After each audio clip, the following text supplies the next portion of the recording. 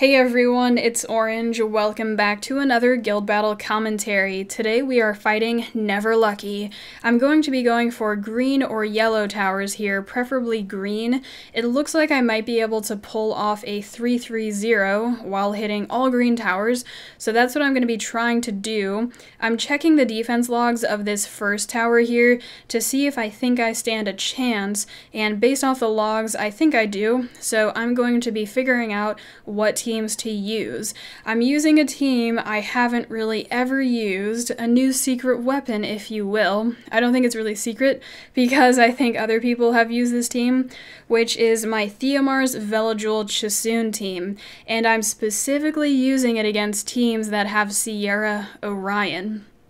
I haven't used this team in the past because my Chasoon has always been garbage up until this month, and I've never really liked using her. I've never given her runes. I've always given runes to other monsters, and also because I've always been terrified of Sierra Orion teams, so I pretty much avoid them. But now it's time to find some solutions. I think having a full will shield team is going to be key in dealing with Sierra Orion teams, but for now I'm testing out this team. I do think the odds are still there that the enemy team wins, and I'm really not sure what they are, so right now I'm pretty much going in blind and seeing if this team works. This week it's worked pretty well against Sierra Orion teams. The Orions have derped a few times, so that's been good, and Sierra has always bombed Theomars, so that's also been good. There might be some things that I can do to my team to increase my odds of winning, like putting will on everything and getting a shield set in there that I don't have right now, and also I still don't know how the enemy AI works with Sierra Orion X teams. I've seen Perna, I think is the most common one that I've seen. I've also seen Rakan, that's also really popular now, and Theomars and some other stuff. So, I will have to see what happens on my own. I've asked people before in my videos what happens, and I've asked my guild mates too, what happens if Veligil or Chasoon gets defense broken? Everyone has told me that Sierra will bomb whatever gets defense broken, so I'm kind of waiting to see when that happens, and I also need to pay attention to how much damage Sierra does on her bombs, because it's just flat because they ignore defense, so however much damage she does to Theomars is going to be however much damage she does to Chasoon or Veligil if she also bombs them. So I'm learning, guys. It's so exciting. Let's go ahead and talk about this first match. So if you guys were looking at the team select screen, I had Huadam in there instead of Ganymede for a while, but Huadam seemed like the wrong monster for the situation because he just wouldn't be that effective against this enemy team. First, because Leica can't glance. Thank you to everyone who commented on one of my previous Guild War videos, one of the ones that I did recently, telling me that Leica's passive makes it so he can't glance. I think I was using Huadam against him, and people were like, yeah, that doesn't quite work. So again, I don't think Huadam would be good against him. The attack debuff would help a lot with Leica though, and then also the other monster you'd want to put attack debuff on is Camilla, but Huadam might crit her, or when Huadam AoEs, it might crit her and it'll remove those debuffs that he put on her, if hopefully he doesn't crit her when he does. And also, I probably wouldn't want to be using Huadam's AoE for two reasons. One, he might crit Camilla and get rid of her debuffs, and two, the Leica might revenge on him. So I'm going to pretty much be going for single target monsters here. I will be using Ritesh, and I'm not able to use his Trick of Wind that often until kind of towards the end when Orion starts stunning Leica. Once I eliminate Gemini, there's only two monsters there, so it's pretty much a 50-50 that Leica gets stunned, and now I'm able to finally use Trick of Wind, so that's nice. But Ritesh brings so many other things that he was still worth it to use for me. So at the beginning of the fight, I'm going to be going for Leica and Gemini first, preferably Gemini just because of Leica's revenge and then his chance to stun you. That's really nasty. And Orion's really beautiful here because he doesn't do damage when he applies debuffs, so Camilla had quite a few of those on her. And then Ganymede's really nice. I was scrolling through my monster box figuring out what I could use instead of Huadam, and Ganymede looked like a really nice option. He can refresh Ritesh's heal, so my Ritesh can just just heal a lot, and he can also refresh my Orion's Harmless Prank. Ganymede actually refreshes all skills though, with his second skill, but my Orion can get more Harmless Pranks out. The enemy team has no way of removing debuffs aside from if I crit Camilla, so if I avoid doing that, the enemy team's going to have a lot of debuffs on them at all times with my Orion. Unfortunately, Camilla killed my Orion. I was kind of sad about that because he's one of my best monsters and this is only the first round. So I killed Gemini first, and I was resetting Gemini because I know Gemini has the AoE defense break, and that would be devastating. Gemini is light element, which means he's neutral. He or she is neutral to my wind monsters, and then the Leica is gonna bring my wind monsters a whole world of pain. So I was resetting Gemini there, and I killed Gemini first, then Leica, and then it's just down to Camilla here. As you guys can see, I am resetting her attack bar with Ganymede just to deny her those turns because every time she gets a turn, she heals up a little bit. So this is just the best way to kill her as fast as I can. And the good thing about using wind monsters against her is that you guys can see she's not really doing too much damage to my monsters, so I can let them get dangerously low without any fear because she's water, and I can save my Ritesh's heal. You can see I'm just continuing to punch her, and I let Ganymede get to around a bit below half health before I heal him. So I'm just going to be continuing to go for Camilla here, and I will be resetting my Ganymede so he can continue to reset her attack bar to 0. And that was pretty much that fight. I think I covered everything that I had to say. My team may have not been the most ideal team, and at the beginning, I remember I hit Leica a lot and he didn't revenge me, so I got pretty lucky there, and I think that was kind of it. So there may have been some more ideal options, but I think I picked a pretty good team. So Orion derps here, and thankfully he defense broke both of those monsters, so I don't know if he only defense broke Chasun if Sierra would go for her. I didn't look at the damage, I was supposed to look at that. But of course Sierra pops Theomars, and right now my Veligil's on a defense rune, so I think Sierra will kill him, but Sierra doesn't have an attack buff on the other team, so I don't really know. Okay, so this went very well for me. They pretty much screwed up as hard as possible, and I got all the proper RNG I needed to be successful. I'm going to be going for Sierra here first, and these violent procs were pissing me off too, because there's a lot. He just keeps going. What's going on? Okay, so I finally kill Sierra, and I think she's probably the best one to kill because she's easy to kill, because she's squishy. She's built as an attacker. Orion might be the other target that I want to go for first, but Perna's difficult because Perna reses. You guys know Perna's passive. So Perna's probably not the most ideal target according to my team. Of course, if I had Ganymede here or something like that, Perna might be worth it to go for first, but I get rid of Sierra fairly quickly, and also my Veligil can do good damage to Sierra, but if I went for Orion first, Veligil might not be able to. So I kill Sierra, and then I'm going to go for Orion, just to get rid of that nasty little fuck who keeps moving and putting debuffs on me, and it gets pretty close. This match had me a bit worried there for a second. Perna keeps moving too and doing a lot of damage to Chasun. So Orion's gone, and now it's just down to Perna, and Perna dies really quickly. So that was the second round there.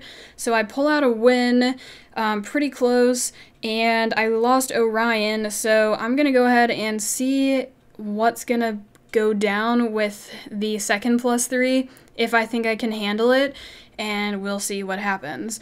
So let's see what I choose here. I honestly forgot because this video was from a couple days ago, but I should be able to figure it out. I think I really want to use Veligil versus both teams pretty much because they both have debuffs. The first team obviously has so many debuffs. Ritesh has a taunt and an AoE defense break, Orion has everything, and then Rakan also has a taunt, so I think I want to be using Veligil for that one, just because so many debuffs.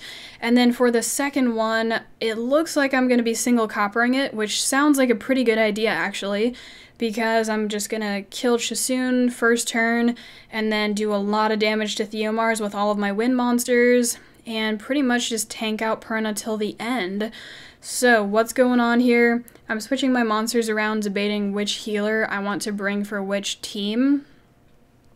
And it looks like I'm going to be going for this. I think I wanted Ritesh there for the first round, just for some more threat if Theomars dies, because when you bring Theomars against enemy Riteshes, he's gonna hard focus Theomars, and some Riteshes can do a lot of damage to my Theomars.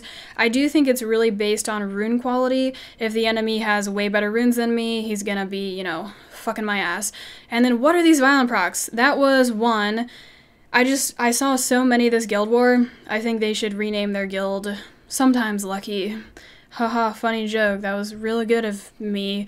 Okay, yeah, but there are a lot of procs. So, I mean, maybe not, because he didn't proc there. So I'm going to be going for Orion first, because he is notoriously squishy, because you got to build that speed on him, and he's dying okay, but these procs, the Ritesh just keeps healing him. I'm guessing this person had pretty good runes, too, to finish Guardian, I think they were. You know, you gotta have good runes to finish Guardian.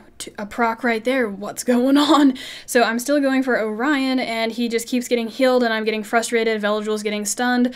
I need that immunity buff on myself, because I know that the enemy Ritesh is going to be defense breaking me. Still going for Orion here. 10 minutes later, he hasn't died. Finally, he dies. So that's good, and now I know I'm pretty much in the safe zone unless procs happen. And what are these procs? That was another one.